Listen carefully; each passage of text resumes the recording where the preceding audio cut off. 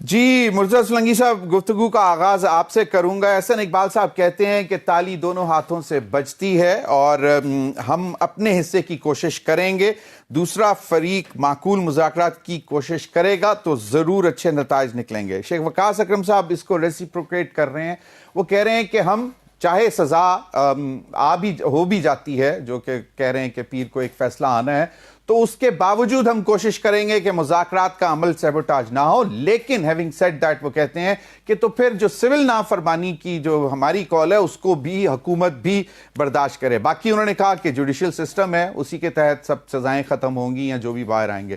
مرزا سولنگی صاحب، اب یہ should we consider this statement of Sheikh Waqas Akram as a non-starter for the situation as we go in? دیکھیں، ان مذاکرات کے حوالے سے ایک جو اہم بات ہے وہ خود پی ٹی آئی کی آمادگی ہے مذاکرات پر۔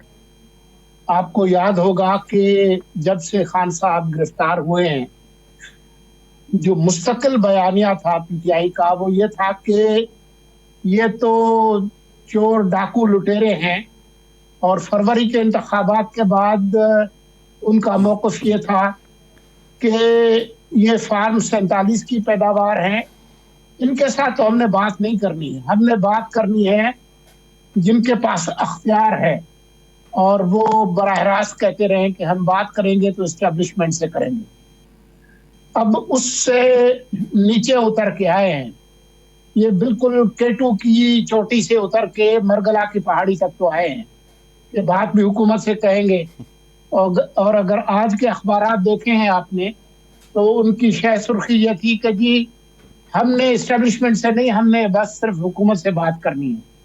تو یہ ایک تبدیلی تو ہے، لیکن جو ابھی تک جو مذاکرات کے دور ہوئے ہیں، اگر اس کی جو پروگریس ہے اس پر دیکھیں تو کوئی خاص تبدیلی نہیں آئی، باوجود اس بات کے کہ اب وہ 26ویں آئینی ترمیم کو منسوخ کرنے اور 8 فروری کے انتخابات کو کالعدم قرار دینے اور جو تعیناتیاں ہوئی ہیں عدلیہ میں اس کی تنسیخ کا مطالبہ نہیں کر رہے، لیکن اس کے باوجود وہ چاہتے کیا ہیں، وہ کاغذ پر لانے سے انکاری ہیں۔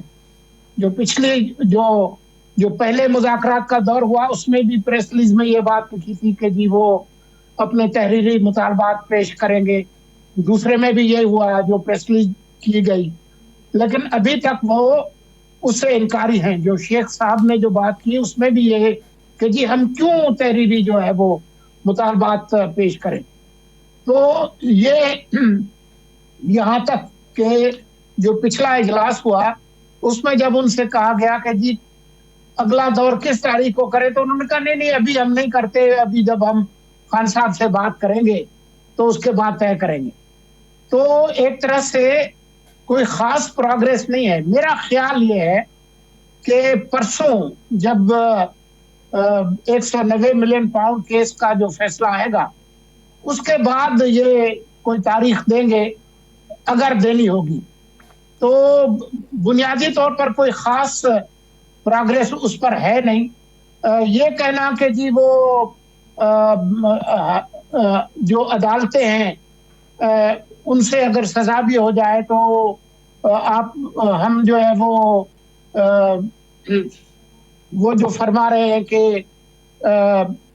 ہم جو مذاکرات جاری رکھیں گے، ترسیلات زر جو ہے اس کو منسوخ کرنے پر آپ زور نہ دیں۔ اب عدالتوں کے فیصلے اور ترسیلات زر یہ دو مختلف طرح کی چیزیں ہیں۔ عدالتوں نے اپنے طور پر فیصلے دینے ہیں، یہ خود بھی کہہ چکے ہیں کہ جی ہم تو عدالتوں کے سے ہی ریلیف لیں گے۔ تو پھر یہ ترسیلات زر جو ہے وہ ایک ایجیٹیشنل ایک ٹیکٹکس ہے، لیکن حکومت کیونکہ ابھی اس پر کچھ نہیں کہہ رہی تو میرے خیال میں یہ معاملہ اسی طرح سے چلے گا، لیکن مجھے کوئی خاص پیش رفت جو ہے وہ ہوتی ہوئی نظر نہیں آ رہی۔ کا جو ایک سلسلہ شروع ہوا ہے، یہ چلے 10 دن چلے، 15 دن چلے، 20 دن چلے، مہینہ چلے یا جتنے دن بھی چلے، اگر یہ ناکام ہو جاتے ہیں تو اس کے بعد پھر کوئی سیکنڈ آپشن کی ڈائیلاگ کی نہیں رہے گی. ایک تو یہ بتا دیں کہ do you subscribe to this, ایک چیز یہ. دوسری چیز یہ جو عرفان صدیقی صاحب نے کہا ہے, تو اس میں وہ مجھے نہیں معلوم, عامر ضیاء یہ سمجھ رہے تھے کہ شاید یہ سمجھا جا رہا تھا کہ جی فوراً کوئی فیصلہ آئے گا, لیکن 1 انچ پیش رفت کا مطلب یہ ہوتا ہے کہ شاید کہیں سے کچھ نہ کچھ ریٹن ان کے سامنے رکھا ہو, کسی پہ بات ہوئی ہو. تو وہ جس طرح ایاز صادق صاحب نے بھی کہا کہ جی گفتگو ہو گئی. دیکھیں, جو پنڈت ہیں وہ تو بہت ساری باتیں کرتے ہیں, اور ہمارے ہاں جو ویلاگرز اور یوٹیوبرز ہیں ان کی تو بہت ہی ہوش ربا کہانیاں ہیں, خاص طور پر بیک چینل کے حوالے سے. جبکہ میری جو معلومات ہے اس کے مطابق جو بیک چینل جو تعلقات ہیں جس کا بہت ہوا بنایا گیا ہے وہ بہت ہی نچلی سطح کے فنکشنل لیول کے کمیونیکیشن رہی ہے, چاہے وہ اسٹیبلشمنٹ کی حد تک ہو یا حکومت کی حد تک ہو. اگست میں, سپٹمبر میں, اکتوبر میں اور نومبر میں جو آخری ان کا جو حلہ تھا, اس حوالے سے کچھ لوگوں کے ساتھ کمیونیکیشن تھی کہ اگر آپ آ رہے ہیں تو آپ کہاں جائیں گے, کیا کریں گے, ایس سی او کی سمٹ ہو رہی تھی, اس طرح کی چیزیں تھی. خان صاحب کے ساتھ ان کے سیاسی مستقبل کے حوالے سے جو بڑے جو مدعے ہیں, 9 مئی کا 190 ملین پاؤنڈز کا, ان کے کیسز کے ریلیف کے حوالے سے میری معلومات کے مطابق کوئی بات نہیں ہوئی. تو یہ جو سارا جو ہوا کھڑا کیا گیا, اب یہ کہ مذاکرات کامیاب ہوتے ہیں یا ناکام ہوتے ہیں, اس کا بہت حد تک انحصار جو اگلے جو 2 بڑے مقدمات ہیں, ایک پرسوں جو 6 جنوری کو جو فیصلہ آنا ہے 190 ملین پاؤنڈ کیس کا, جی جس میں مجھے لگتا ہے کہ دونوں کو سزا ہونا تقریباً ناگزیر ہے. خان صاحب کو بڑی سزا اور ایک حد تک جو ہے وہ بیوی کو بھی. پھر جو 9 مئی کا جو معاملہ ہے وہ بھی اب آخری سٹیج میں جا رہا ہے. یہ صرف اس انتظار میں ہے کہ سپریم کورٹ کیا فیصلہ کرتی ہے. اگر سپریم کورٹ کہتی ہے کہ جی مخصوص حالات کے اندر فلاں جو پیرامیٹرز ہیں ان کے تحت جو ہے وہ ان لوگوں پر مقدمہ بھی چل سکتا ہے اور سزا بھی ہو سکتی ہے, تو پھر خان صاحب کے لیے اور زیادہ مشکل ہوگی. لیکن ان دونوں مقدمات کے حوالے سے سلنگی صاحب ملٹری کورٹس کی بات کر رہے ہیں آپ کہ ملٹری کورٹس میں مطلب جی بالکل. تو پھر ان کی جو بارگیننگ پوزیشن ہے وہ اور مزید کمزور ہوگی.